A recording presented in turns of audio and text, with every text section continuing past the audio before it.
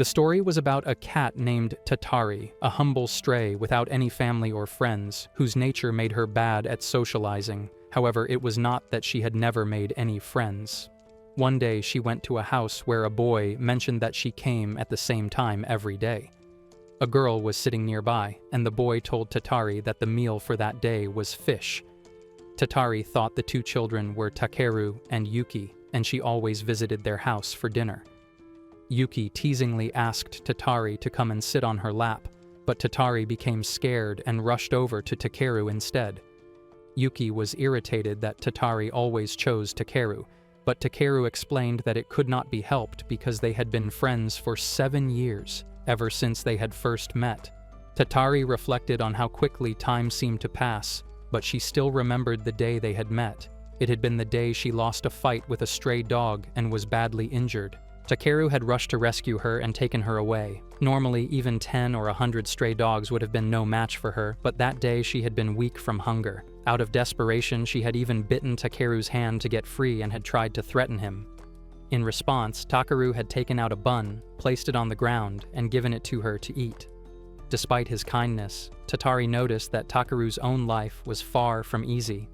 His apartment was so run down that it looked as if a strong wind could collapse it, and there was little difference between them in terms of living conditions. While staying there, Takeru had once heard a sound, and when he checked, he found half of the bun she had given him left behind. From that day, their friendship began. Whenever Takeru was bullied by other students, Tatari would step in to protect him, fighting and scratching at the faces of the bullies. In return, she received food from him. Tatari remembered that Takeru's father was different from his sister's father, and the two men had never even seen each other's faces. Takeru's mother was a free-spirited woman with an untamed nature, especially when it came to relationships with men. That lifestyle eventually led to her downfall, and she died from an illness without much resistance. At the age of 15, Takeru was left with the responsibility of raising his younger sister. Unfortunate events kept piling up, and eventually, doctors discovered that Yuki, his sister, had a congenital illness. Her organs would not last until adulthood, and because her biological father was different from Takeru's, his organs were not compatible for a transplant. Extending her life would require enormous sums of money, and curing the illness would cost even more, twice as much. Despite his young age, Takeru worked tirelessly without uttering a word of complaint. Watching his sister happily stuffing her face with food seemed to be enough for him. She looked content, and that mattered most. From the outside, their home appeared to lack nearly everything: water, electricity, food, and even the basic health that most people take for granted. Yet, despite such hardships, the two of them carried on together. Yuki once admitted that she wanted to touch Tatari as well, but since Tatari seemed irritated, she explained that she had not even poked her much.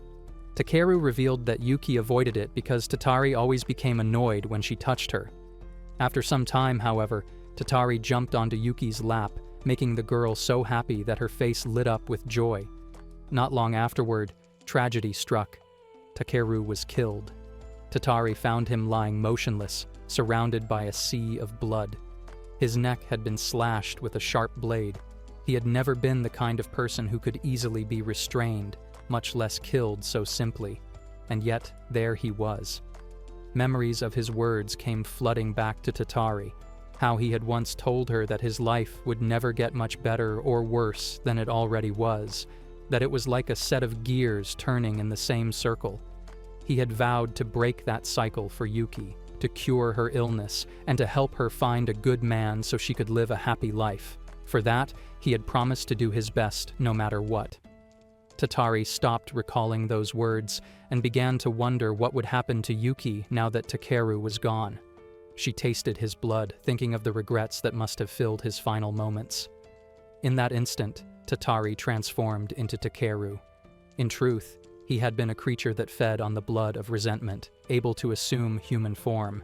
It had been thousands of years since he had last taken on such a shape, and in ancient Kyoto, he had once been feared as a great yokai. Tatari had once been sealed away by the Onmyoji after causing great trouble. 1,000 years later, he managed to break free on his own, only to find that the era had changed. His powers had greatly diminished, leaving him unable to defeat even a stray dog. It was during that time that Takeru had come to his rescue, and from then on, Tatari had resolved to one day take revenge on the person who killed him. Following the scent of the killer, he arrived at a house where the man inside was shocked to see him and wondered how Takeru had appeared there. In truth, Takeru was Tatari in disguise.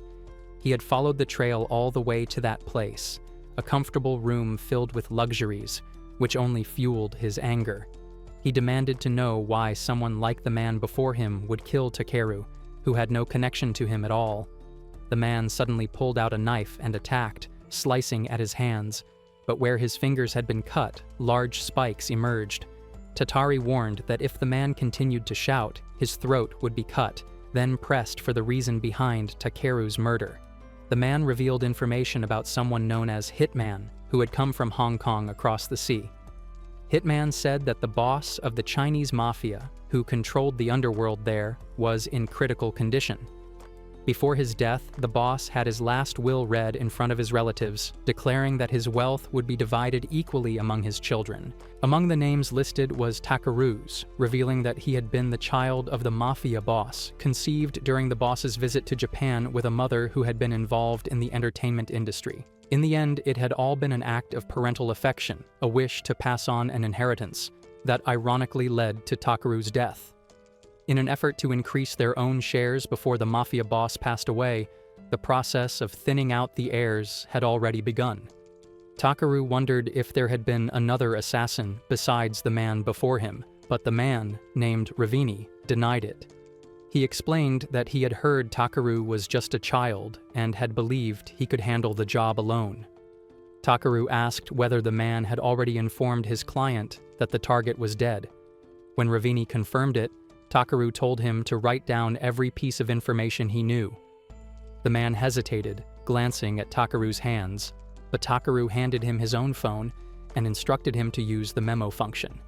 Once the man finished and handed the phone back, he pleaded to be released, saying that his family was waiting for him in his hometown. As the eldest son, he could not afford to die. He had to earn money to support them. Without hesitation, Takeru drove a knife into the man's neck, killing him. He told the corpse that he too had a younger sister and had worked desperately to keep her happy and survive, but did not deserve to be killed in such a disgraceful way.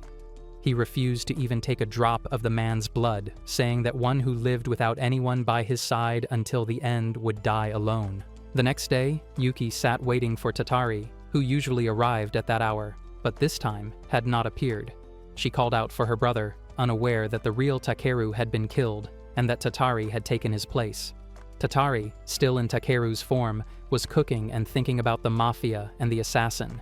As a cat, he did not need money from human society. Giving him gold coins would be meaningless. But Yuki was different. To cure her illness and give her a decent life, he intended to claim Takeru's inheritance from the mafia. He believed Takeru would not mind, seeing it as a friendly gesture that would fulfill all of Takeru's wishes.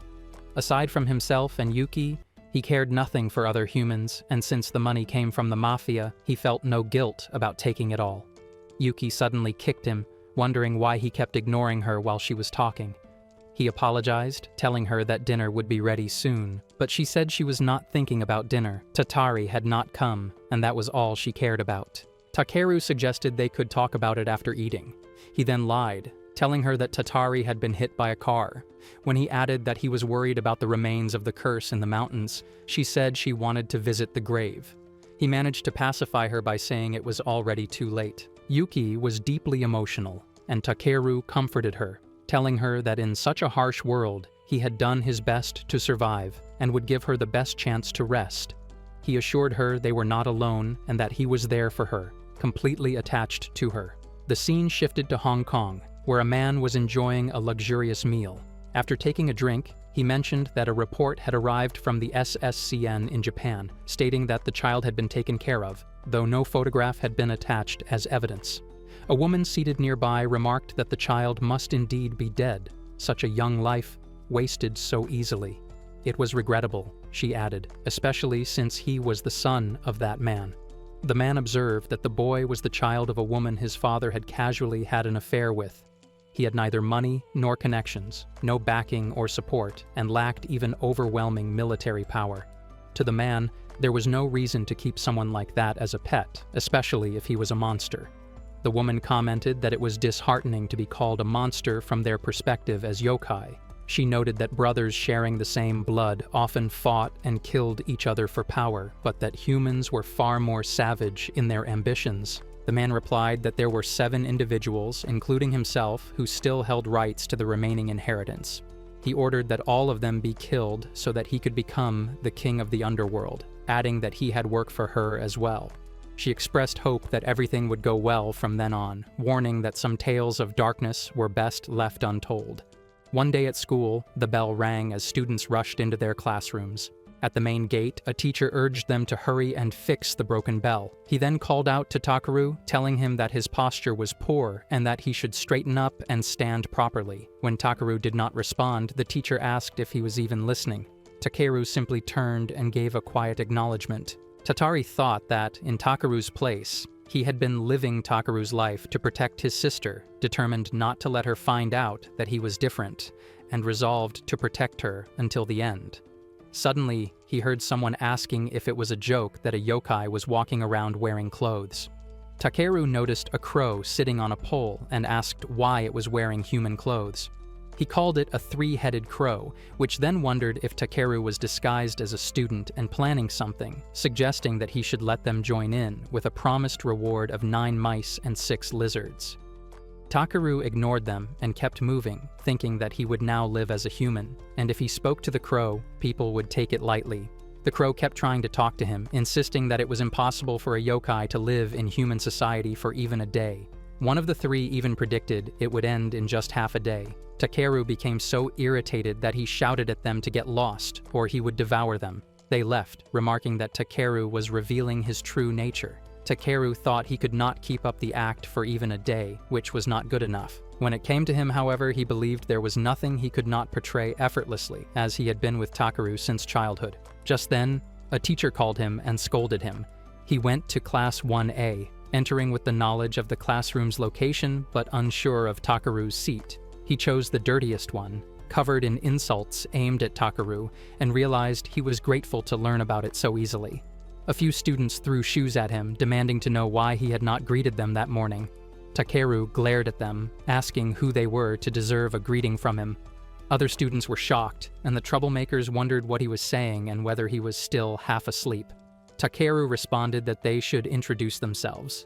A boy grabbed Takeru's collar, questioning whether they had been classmates since middle school and asking if he should remind him. Takeru used his power to make the boy's pants fall in front of everyone. As the boy bent down to pull them up, Takeru teased him about the brief beard pattern on his underwear. The teacher entered, wondering what was going on. Takeru told the teacher that the boy's belt had broken. Feeling humiliated, the boy sat down, trembling. Another boy wondered what was wrong with Takeru, and the first one said they should debate about high school, suspecting that Takeru was making a fool of him and vowing not to let it go. The teacher announced that the next session would be in the mobile classroom and warned them not to be late, as many students were wandering around after class. Takeru wondered where the mobile classroom was and decided to follow the others. Suddenly, a boy placed his hand on Takeru's shoulder, asking him to wait. Thinking it was one of the bullies, Takeru asked what they wanted, but it turned out to be another student who said that Takeru had been sitting next to him. Takeru wondered who he was. The boy introduced himself as Kawano from the same class, saying it was great to meet him. Takeru acted innocently, thanking Kawano and saying it had just been a coincidence earlier, insisting he hadn't done anything. Kawano laughed and told him to just leave it at that. Takeru wondered if Kawano needed something. Kawano explained that he was the kind of student who could read what was on someone's mind, and if he had made Takeru uncomfortable, he apologized first. He admitted that he had always found Takeru creepy. Despite being openly bullied, Takeru only smiled, never fought back, and acted as though he didn't care, which had been frustrating to watch. However, after seeing the exchange earlier, Kawano had realized that Takeru could have fought back at any time. Yet Narikawa hadn't done it, and Kawano thought Narikawa was the kindest person of all. Instead of fighting on the same battleground, Narikawa endured without resorting to violence, which Kawano found incredible, though he stressed it was just his personal opinion. He also felt pathetic for only watching from a distance.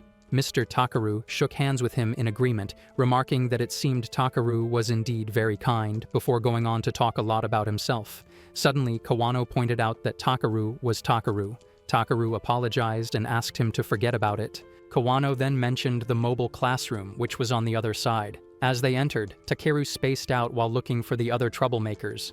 Kawano wondered if Takaru meant only the Zuka group, noting it was rare to see them attending class properly.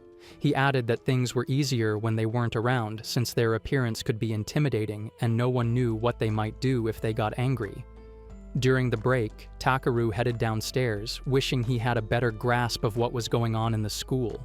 Covering everything during the break was difficult, but he felt there was no need to rush and decided to take his time investigating from now on. Finally, he entered the classroom, where he saw the bullies and wondered what was wrong with them. One of them approached Takaru and tried to land multiple punches on him, but Takaru easily dodged them all. Until then, he had no reason to be attacked. The boy told him not to avoid the blows, saying he didn't care what the reason was. He accused Takeru of stealing Futaba's wallet. Takeru calmly stated that he hadn't done any such thing. The boy insisted he wasn't lying and claimed the wallet had been found in Takeru's desk, something the rest of the class agreed on. He said he didn't want to share space with a thief. Remaining composed, Takeru replied that he didn't know anything about it and that it was a false accusation. Kawano stepped in, saying he would stop this kind of behavior. He explained that, since he was the type to speak his mind, he would just say it outright. This wasn't what they thought it was. He pointed out that in manga or dramas, it was common to see scenarios where things like a wallet or lunch money were planted in a bully's desk as a form of revenge. Such a trope, he added, was often depicted in manga, dramas, and other media. Kawano also noted that no one in the class wanted to get involved because they were afraid of Onizuka and his gang, and no one actually believed Takaru had stolen anything. Takaru wondered what might happen if something occurred to Onizuka, and Kawano told him he would have his back. He advised Takaru not to push himself too hard. A girl suddenly said it was terrible, admitted that she was the one responsible, and asked if Kawano was accusing her of lying. Kawano thought the situation had provoked one of the boys. The bully glared at Kawano, grabbed his collar, and accused him of making Futaba cry. Kawano told him not to use violence in the classroom, reminding him that it was wrong. Suddenly, the teacher entered and, seeing the scene, remarked that Onizuka was at it once again. Onizuka loudly told the teacher that Takaru had stolen Futaba's wallet. The teacher stepped up to the podium and said that, regardless of the circumstances, stealing another person's belongings was never right, and poverty was not an excuse for such behavior. Onizuka looked pleased, but his expression changed to surprise when he noticed Takaru using his phone. He wondered aloud what Takaru was doing. Takaru ignored him and continued tapping on his phone, producing various sounds. A moment later, every student's phone rang at once. They wondered whether it was some kind of group message or a broadcast. Takeru did reveal the footage in which Onizuka had told Sutawa that it was fine to hide her wallet. In the video, she asked why everything had to be her fault. Onizuka replied that in such situations credibility mattered most, and that if things took a turn for the worse, a girl like her could simply cry and shift all the blame onto Takeru. Takeru thought the situation was terrible, and reminded himself that his cat ears were not just accessories, but actually useful. Kawano brought up Onizuka and the others, and Takeru recalled overhearing earlier conversations in which people discussed how they should take revenge. Onizuka had declared that he would deal with Takaru personally and make sure he would not remain in the school. Kawano asked Takaru what he planned to do then. Takaru replied that he was going to the restroom, though in reality, he went to record the conversation between Onizuka and his gang. He thought about how convenient the world had become for such things. Breaking from his thoughts, he remarked that it had turned out to be quite a phase and that he was relieved the misunderstanding had been cleared. Onizuka, looking toward the window, was shocked and wondered how Takeru had managed to record it. Takeru asked how he could have done so from that angle, then called out to the teacher, telling him that the video showed 4 people and that they should all be taken to the staff room later. After everything was settled, Takaru was changing his shoes to leave the school when the bullies stood there glaring at him. He ignored them and continued ahead, but they called out, demanding that he at least give them his attention. After everything, Takaru defeated all 3 boys on the rooftop, saying that a wild beast would never carelessly approach the territory of another animal, as doing so would lead to such a situation. The last one, who was a girl, stood there and remarked that everything was still alive. Takeru got up, saying that people could be extremely annoying, and if they tried to handle matters calmly but approach situations poorly, others would always take advantage of it. He wondered aloud if he should simply eat them. He had many things to consider, which would make facing retaliation troublesome, and he felt it was like scratching at the roots from the very beginning. He told the crow not to leave any corpse behind. The 3-headed crow replied that it was impossible without a foundation, questioning how a yokai could pretend to be a human. The girl, clearly frightened, stepped back while wondering what Takeru was even talking about. She grabbed the net and warned him that if he came any closer, she would jump, telling him not to dare approach. She insisted that she would not let herself be bullied like that.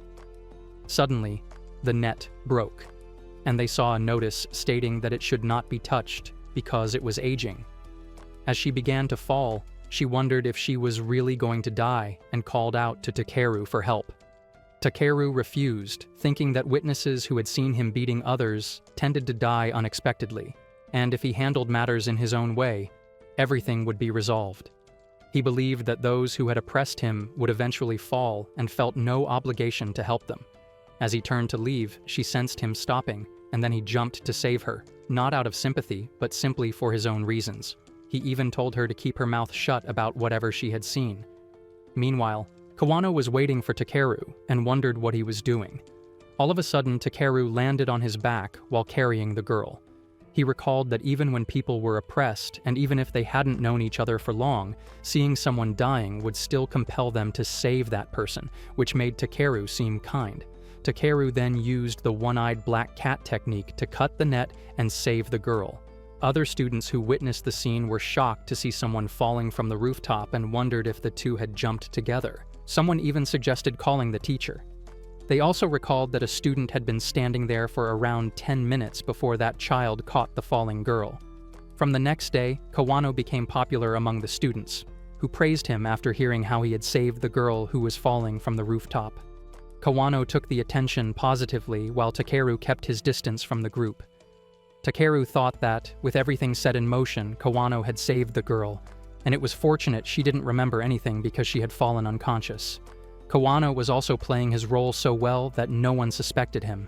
Rumors began to spread, with some people asking the girl whether she had fallen from the rooftop or if it had been an accident where she was pushed. Other students mentioned hearing that there had been more people on the rooftop and claimed the story went that someone had fallen but miraculously come out unharmed. Meanwhile, Takeru walked away to explore the school. The students still refused to believe that the girl had fallen from the roof and escaped unharmed, unless it had been a cat, known for its agility and ability to survive falls from great heights.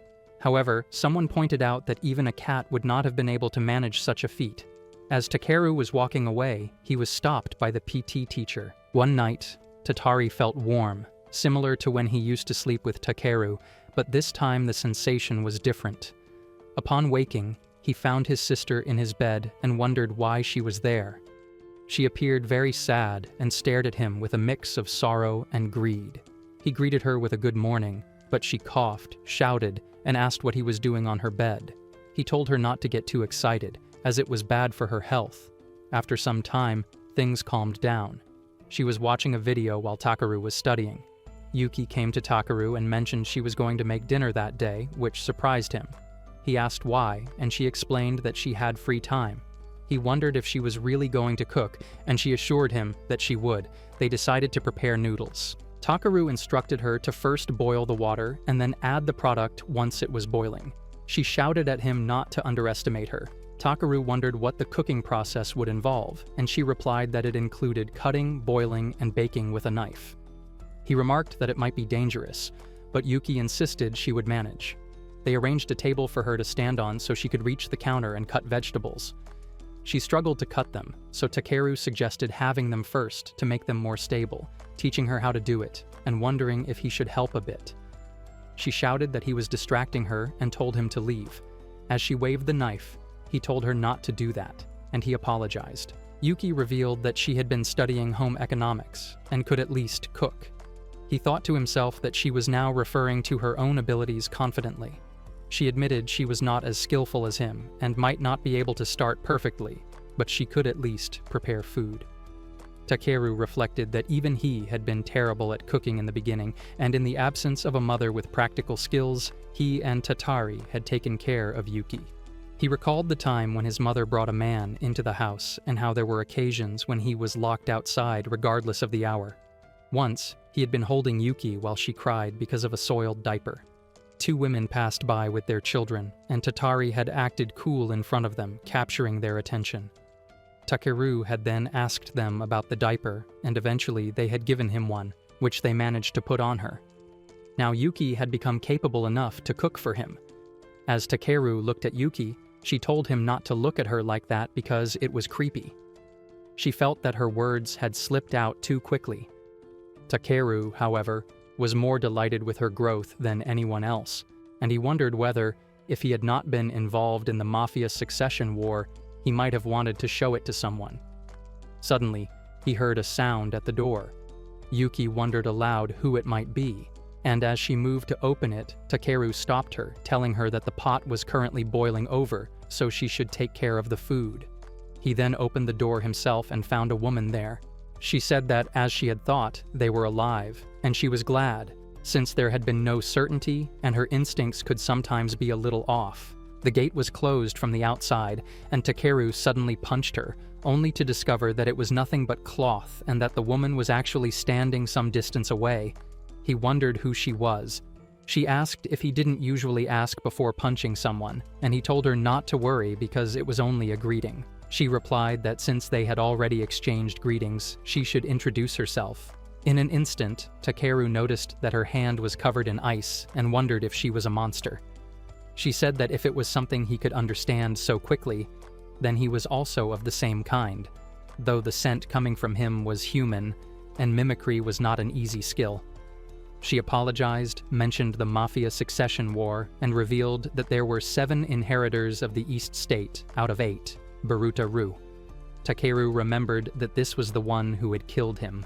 The woman introduced herself as the exclusive yokai, Setsuna Anderson, and said she would take care of him later. Takeru grew angry, stating that no one would die there. Takeru shattered the ice by sharpening his hands and striking at her. She stepped back, wondering if he was truly just an ordinary high school student, then attacked again with ice. Takeru broke through it once more and rushed toward her without hesitation. As she tried to compose herself, she remarked that he was charging straight in without holding back. Their battle carried them to the ground, and she revealed that she had been assigned this task without any prior knowledge, adding that even an assassin's life could be pitiable. Takeru felt that her speed was not particularly fast, yet he neither acted carelessly nor attempted to evade recklessly. They had already been through a great deal, and while he considered killing her, he also wondered whether she had been involved in the suffocation war, how many people there were on her side, and how much information had been leaked. Though he still intended to kill her, he decided to calm himself and first let Setsuna extract the necessary information from her. She, too, fought cautiously, avoiding any fatal blows. Setsuna wondered whether Takeru was trying to capture someone alive, as she sensed no real killing intent from him, which meant he was not being serious. Finally, the woman gave up and said she wanted him to fight her seriously. She explained that her reason for coming to Japan was to figure out what she would need to do to make him feel like killing someone. In that moment, she realized there was one person missing. None other than Yuki. Setsuna explained that it had nothing to do with the sub-season battle, as they had different fathers. People often said she had been born frail and prone to illness, and she hoped Yuki hadn't caught a cold or anything similar. She remarked that Yuki meant snow and thought it was a lovely name, deciding she wanted to be friends with her. Takeru called her an idiot and clarified that Yuki did not mean snow in this case, but was written as happiness. He added that he hoped Yuki would be happier than anyone else, and said they had named her with the intention of raising her together. He warned that if Setsuna ever tried to lay a hand on Yuki, he would curse her without hesitation. Setsuna was truly intimidated by Takaru's aura and realized that ordinary people would be frozen with fear and unable to move in its presence. Under that heavy pressure, the woman's body moved to attack.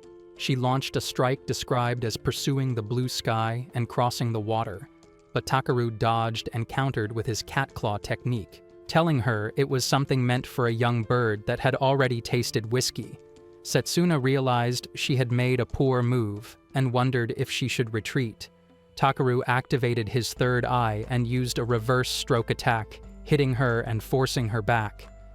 He thought to himself that he had never truly intended to capture her alive, but in the heat of the moment, he had refrained from killing her. He was supposed to extract information, but what caught his attention was a bottle containing a corpse from which the meat was draining away. Suddenly, that body froze. The scene then shifted to the Hong Kong city center at the same time, where a girl was playing a game. She mentioned that she had lost and that her winning streak had finally ended. The onlookers felt bad for her. While eating something, she was asked by some children what it was. Setsuna revealed that it was crystal sugar and offered them some, but they refused. Yuki thought that Setsuna had put a lot of effort into making that snowman, and that it was as if she couldn't even bite through it. She referred to Takaru as a monster with immense power and wondered if he was an exclusive yokai and whether the real Takaru was even alive.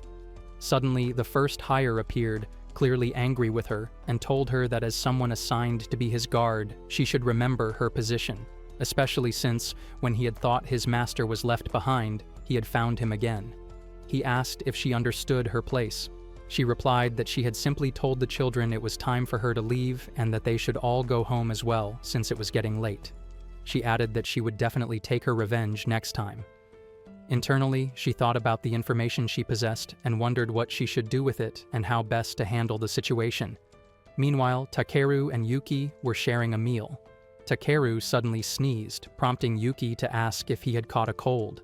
Takeru had decided that he needed to go to Hong Kong as soon as possible. He had no idea how long Setsuna would stay in Japan, and in the worst case, the mafia might have already discovered that he was still alive. He had no guarantee they wouldn't come after him again, so he needed to find a way to get to their headquarters. However, there was one problem that demanded his attention. Everyone was currently participating in the physical test on the ground. When a ball rolled to his legs, a boy asked him to pass it. Takeru simply moved his hand to throw it, but the others didn't receive it and wondered where it had gone, even questioning if it had vanished. Like a magic trick, the ball had soared high into the sky, shocking Takeru. He apologized, calling it his secret Meowgic trick, though no one understood what he meant. He felt frustrated, realizing he still needed to learn to control his strength. Every time, his power exceeded his expectations, and having taken a human form for the first time in about 1,000 years, the results were becoming ridiculous.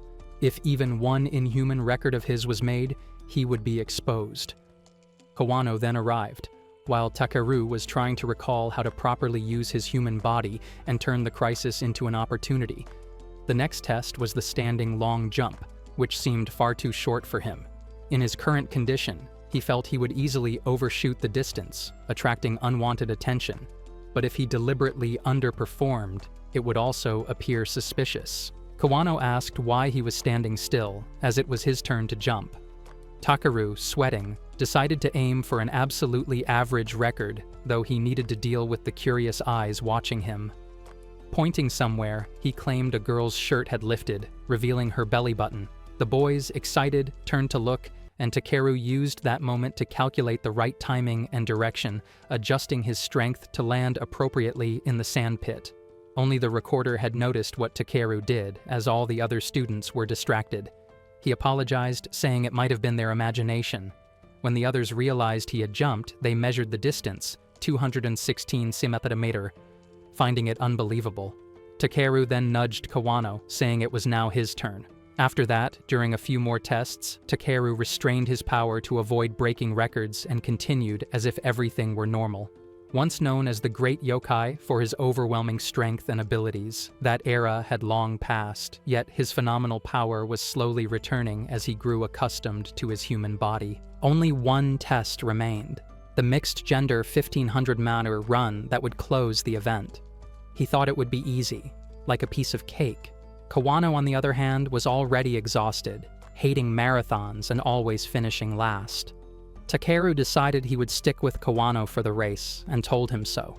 Kawano was delighted, while Takeru recalled the common saying about those who promise to stay together in marathons but end up betraying their partner, something Tatari, in his mind, wouldn't understand. Suddenly, a girl overtook them. Kawano pointed out that it was Hayami, their peer and the most promising talent in the track and field club. He added that he had even heard she could break the boys' records back in middle school and wondered if she could maintain that pace until the end. Takeru noticed Tatari's sudden captivation. Hayami's confident movements, straight posture, and long legs drew attention, and even her sports uniform could not hide her beauty, though to him, that didn't matter. At that moment, Tatari remembered the times spent with Takeru. His memories of a happy life with him resurfaced, awakening a primordial force within, and his hunting instincts as a cat kicked in. Without warning, he sprinted forward at full speed, shocking Kawano, who remembered Takeru had just promised to run alongside him. It was explained that turtles couldn't walk backward due to their body structure, nor could they see what was behind their shells. However, that was fine because they had managed to beat the hare in the race by moving forward bravely, words that were Hayami's personal favorite. While she was running, her resolve wavered as she felt someone chasing her with an oddly strange presence. Even though she wanted to look back, she refused to do so. She said she was the undisputed champion of the middle school track and field tournaments, and that no one, not even the boys, could defeat her on the track. Her runner's pride, she stated, was stronger than any other feeling, and her curiosity and desire to look back were completely left behind. She then began running so fast that the other students were shocked, watching her overtake them all at what seemed almost like short-distance sprinting speed. Suddenly, she heard that someone else was also chasing her, and she was trying not to shake them off. She recalled that her mind had been resisting, but her body had finally realized that her pride and faith were being overwhelmed by an irresistible urge to look back, not out of curiosity, but because of a strong sense of danger. She said she had finally turned to see Takeru and that their legs had accidentally bumped, making her fall. Takeru, however, had managed to catch her, thinking it wasn't good since he had completely lost control and had drawn too much attention. He had decided to fix the situation by making up a silly excuse, so he had apologized, saying it was just her hair, which he found mesmerizing. She admitted she had been flustered, and the other sprinters had wondered if Takeru had just confessed his feelings. Takeru refused by setting her down and apologized, saying that she had tripped because of him. As he was about to leave, she suddenly grabbed his hand and asked him to go out with her. Everyone, including the teacher, was watching the scene. She then explained that their team was participating in a running event and that there was no one in the club who could compete with her except the third-year students. She added that she believed Takeru had remarkable talent. Takeru was taken aback, thinking that he already had many responsibilities, such as taking care of Yuki, handling the mafia inheritance, and finding a way to get to Hong Kong as soon as possible. Yuki then pointed out that if he felt that way, he might be able to participate in the upcoming Asian Athletics Championship in Hong Kong. The scene then shifted to the Belter Building in Hong Kong, where chaos had broken out. Many people were fleeing, while a man with a gun was shouting at enemies to stop. However, the attackers ignored him, moving like monsters. The intruders were the inheritors' least. The armed man fired again to kill them, but every bullet was suddenly diverted in different directions, leaving him shocked. One of the enemies then used an electric assault against him, but a barrier of ice formed to protect him. It was none other than Setsuna, who warned the enemy not to come any closer. The man laughed and asked who she was. Setsuna replied that she didn't want her wool to become static because it tickled, so he had better stay right where he was. That man was Raiden. Setsuna's boss, Belter, wondered what the point of that was and whether his sister, Elia, was there to start a war. Elia replied that she had come to invite him to dinner, with the deadline being 3 days away. She added that they had not gotten together in a very long time. There were many things to discuss, and she suggested having a family meeting. A lady received a call from Hayami, who greeted her and mentioned that it had been a month since they last spoke. Coach Chiku learned that the call was from the Saisen High School Track and Field Club. In the middle of the morning training session, while finalizing the lineup for the upcoming competition, the lady added one more name. Chiku responded that she had already sent the list and asked if Hayami wanted to adjust it, as it concerned the participants who would be flying to Hong Kong. Hayami said she wanted to add one more name. The students were shocked to hear that Takeru had even defeated the third years from the first team. They wondered who he was, since he had no prior track and field experience and had joined mid-year. Many assumed he was just a lazy person, and the lady herself had never heard his name mentioned in any elementary school competitions. The third-year student who had lost to Takeru was deeply disappointed and felt as though his 3 years of training had been wasted. He questioned why such a thing had happened at that moment. Takeru, however, seemed unconcerned and said he also desperately needed that victory. He then left with Hayami, who commented that even though she had already invited him, she had to admit he was incredibly fast. Takeru explained that he had gained stamina by working part-time jobs such as cargo unloading and babysitting, and that his childhood activities had also helped strengthen his legs. Hayami reflected on this and remarked that Takeru had already been athletic in elementary school and had even won first prize in a running competition. Takeru thought about elementary school and said he had just remembered the previous day that they had been classmates back then. She asked if he remembered her, and he confirmed that he did, adding that since they had been in the same school, it would have been nice if she had spoken to him at least once. She admitted feeling ashamed, saying that the way she had carried herself back then was completely different. She recalled that during those days, she was bullied for her body shape, and Takeru had always stood up for her, which in turn made him the new target of the bullies. She confessed that she had never properly thanked or apologized to him and felt she did not deserve to be remembered. Takeru revealed that he himself had been bullied for coming from a poor family, and that he was the one who wanted to thank her. Tatari recalled an event from 6 years earlier, when he first went to Takeru's school and found that Takeru's desk was covered in offensive scribbles. Furious, he scraped off the markings and defaced them in return. Shortly after, a girl arrived to clean the desk. Takeru later told Hayami that she had been the one to clean it. She asked in embarrassment if he had really witnessed everything. He replied that it had been by accident. She had simply arrived at school earlier than anyone else to clean his desk. He remembered her as a kind person who had left a strong impression on him, which was why he had recognized her immediately the previous day. Even though she claimed she had changed, he said she was still the same to him, even down to her scent. She felt ashamed, and Takeru mentioned that she had transferred to another school soon afterward. Suddenly, Takeru noticed her running away in embarrassment, calling back that they should meet during afternoon practice. He was left confused, thinking that one matter was now resolved and that he could focus on going to Hong Kong. When he met Kawano, Kawano mentioned that Takeru had received a new desk. The teacher explained that considering all the harassment, mistreatment, and the indifference of certain Fancy Glasses staff members, the new desk had been given to him.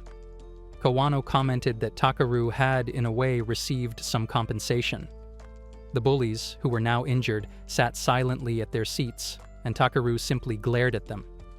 Kawano then told Takeru there was more news. When Takeru asked what it was, Kawano explained that a newly transferred student had been assigned to their class. While Takeru was busy at the track and field club, the Fancy Glasses teacher had arrived, asking if anyone had seen a short-haired boy in a strict school uniform. Takeru was momentarily distracted, and by the time he looked again, the boy had already disappeared. Takeru wondered what was going on. Kawano tried to recall the boy's name and eventually said it was Abe.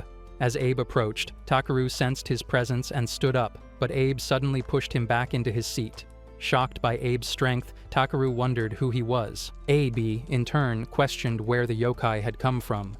Kawano was confused and wondered what Abe meant. At that moment, the teacher arrived, asking Abe where he had been, as the teacher had been looking for him. Abe apologized, saying he had gotten lost. The teacher told him to take his seat and then step forward to introduce himself. While Abe walked toward the front, Kawano quietly asked Takeru if they knew each other. Takeru denied it, and Kawano admitted that the situation felt unsettling. A small, robot-like device, shaped like a stick, was attached to Takeru's shirt and began speaking to him, saying their conversation was not yet over.